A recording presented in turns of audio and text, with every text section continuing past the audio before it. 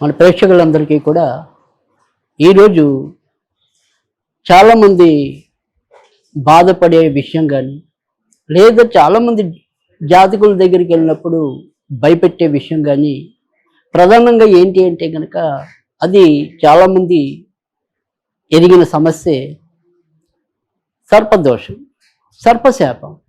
అసలు ఏమిటి సర్పదోషం, ఏమిటి సర్పశాపం, దానివల్ల ఏ రకంగా ఇబ్బంది పడుతుంది, మరి అవన్నీ ఒకసారి తెలుసుకునే ప్రయత్నం చేద్దామా? మరి మీరందరూ కూడా ఉగాది పండుగని విశ్వావసు నామ ఉగాది పండుగన చక్కగా ఆనందంగా సంతోషంగా చేసుకున్నారని ఆశిస్తాను.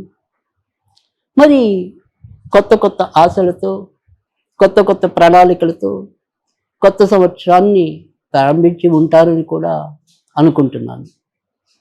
సరే, ఈరోజు విషయానికి వచ్చేప్పటికి 4వ తారీఖు శుక్రవారం, ఆరుద్ర నక్షత్రము సప్తమి. ఆరుద్ర శుక్రవారం కానీ మంగళవారం ఆరుద్ర కానీ, అలాగే స్వాతి నక్షత్రం శుక్రవారం కానీ స్వాతి నక్షత్రం మంగళవారం కానీ, శతభిష నక్షత్రం శుక్రవారం కానీ లేదా మరి మంగళవారం కానీ వచ్చినప్పుడు ఏదైనా సరే సర్ప శాంతికి, ముఖ్యంగా మానసాదేవి ఆరాధనకి చాలా శ్రేష్టమైన అనుకూలమైన రోజులుగా చెప్పవలసి ఉంటుంది. మరి ఈ శుక్రవారం అలా మనం ఏదైనా సరే ఈ సర్పాలకి సంబంధించిన ఏమైనా సరే చేసుకోవాలి అనుకుంటే కనుక అది అద్భుతమైన యోగవంతమైన అనుకూలమైన కాలంగా చెప్పవలసి ఉంటుంది. ఇక్కడ కాలం అంటే మీ అందరికీ ఒక మాట చెప్పాలి. ఎవరైనా సరే పాపం కొద్దిగా బాధపడుతున్నప్పుడు వాడిని కాలం కాటేసిందిరా అంటాం. ఈ కాటేయటం అనేది అంటే మన మానవ జీవితంలోకి వచ్చేప్పటికి ఏంటంటే ఈ సర్పాలు, కాటేయటాలు, శాపాలు ఇవ్వటాలు, పాములు అనేవి చాలా ఎక్కువ భాగంగా ఉంటూ ఉంటాయి. మనం ఏదైనా సరే కొద్దిగా చెడైనా సరే మంచైనా సరే, అలాగే పూజలు చేసినా ఏవి చేసినా కూడా ఈ పాములతో ఏదో రకంగా మనకి సంబంధం ఉండటం అనేది ఇవాళ కొత్తగా రాలేదు. మీరు కనుక గమనించినట్టయితే కనుక చాలా ఏళ్ల కిందట మనకు ఒక సామెత ఉండేది, వాడికేరా కోటికి పడగలెత్తాడని. అసలు ఏమిటి ఈ కోటికి పడగలెత్తడం, ఆ మాట అనేది ఎందుకు వచ్చింది అంటే కనుక పూర్వం రోజుల్లో ఈ సంపన్నులందరూ కూడా బాగా సంపాదించిన వాళ్ళు వాళ్ళ ఇంటిపైన పాము జెండాని ఎగరేసేవారు. అది అంటే వాళ్ళు కోటికి పడగలెత్తిన వాళ్ళగా అలాంటి వాళ్ళని భావించేవారు. అదే తర్వాత కాలక్రమేణా బాగా సంపాదించే వాళ్ళందరికీ కూడా అది ఒక పర్యాయ పదం లేదా సామెతగా మనం వాడుకలోకి తీసుకురావడం అనేది జరిగింది. తర్వాత మనకి ఈ యొక్క పురాణ గాథల్లో చూసినట్టయితే కనుక దుర్యోధనుడి యొక్క జెండా పైన అంటే రథానికి ప్రతి ఒక్కరికి కూడా మరి ఈ రథం మీద వారికి ఒక పతాకం ఉండటం, ఆ పతాకం మీద ఏదో ఒక చిహ్నం ఉండటం, ఇలాంటివన్నీ కూడా మనం చాలామందికి మనందరికీ కూడా తెలుసు. అలాగే ఈ దుర్యోధనుడి యొక్క జెండా కూడా ఆ జెండా మీద నాగపాము చిహ్నం అనేది ఉంటుంది. అందుకే ఆయన్ని నాగధ్వజుడని కూడా అంటూ ఉంటారు. ఏదైనా సరే మనిషికి వారి వారి యొక్క ప్రవర్తనలో కొన్ని పూర్వజన్మ వాసనలు ఉంటాయనేది మనందరం కూడా తెలుసుకున్నదే. అలాగే ఈ యొక్క దుర్యోధనుడు కూడా ఒకానొక కాలంలో మరి ఈ సర్పాలతో సంబంధం ఉండి అవతరించిన వాడిగా కూడా ఈ పురాణ కథలు చెప్పడం అనేది జరిగింది. అలా మనకి దుర్యోధనుడు అనేది కనపడుతుంది. ఇక్కడ ఏదైనప్పటికీ కూడా అంటే సంపదలు పోగొట్టుకోవటం కానీ, హఠాత్తుగా ఏదైనా సరే మనిషికి సంపదలు కలగటం కానీ, వీటన్నిటి వెనుక కూడా రాహు యొక్క ప్రాధాన్యత ఉంటుందని చెప్పి జ్యోతిష్య పరిభాషలో చెప్పడం అనేది ఉంటుంది. అంటే రాత్రికి రాత్రి ఎవరైనా సరే ఉన్నట్టుండి బికారులు అవ్వాలన్నా కూడా దాంట్లో ఏదైనా సరే రాహు పాత్ర ఎంతో కొంత ముఖ్యంగా ఇంకా ఎక్కువే ఉంటుంది మిగతా గ్రహాలతో పోలిస్తే.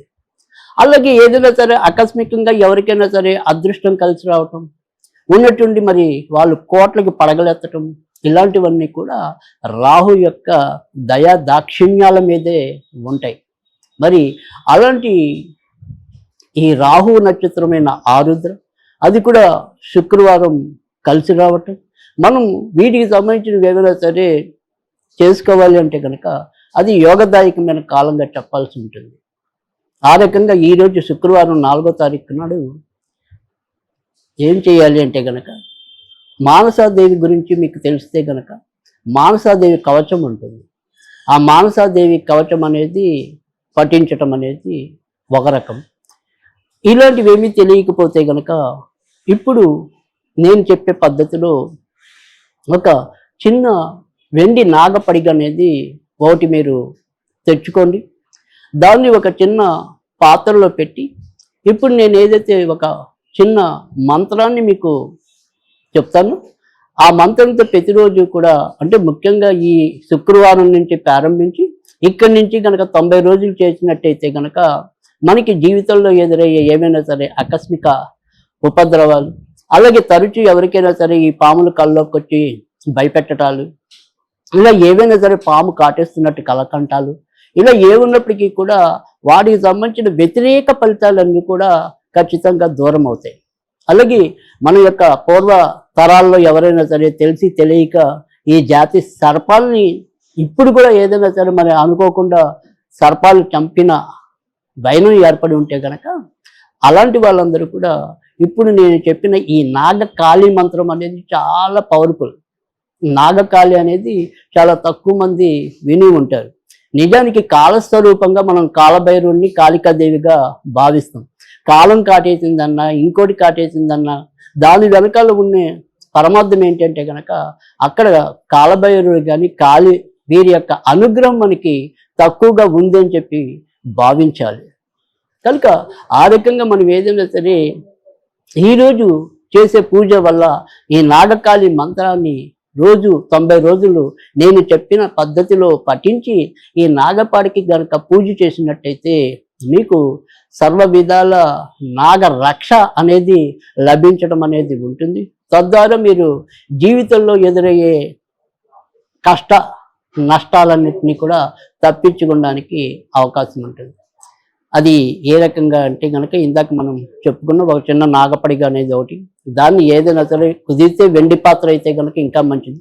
ఒకవేళ వెండి పాత్ర లేకపోయినా ఏదైనా సరే ఒక పాత్రలో పెట్టుకుని ఇప్పుడు ఓం హ్రీం క్రీం నాగకాళి స్వాహ, ఓం హ్రీం క్రీం నాగకాళి స్వాహ, ఇలా దీంతో 27 సార్లు ఒకసారి చదవటం, ఆ నాగపడగ మీద మళ్ళీ ఒక చెంచా పాలు పోయటం, మళ్ళీ ఓం హ్రీం క్రీం నాగకాళి స్వాహ రెండోసారి చదవటం, మళ్ళీ పాలు పోయటం, అలా 27 సార్లు ఆ నాగపడిగ మీద పాలు పోయాలి.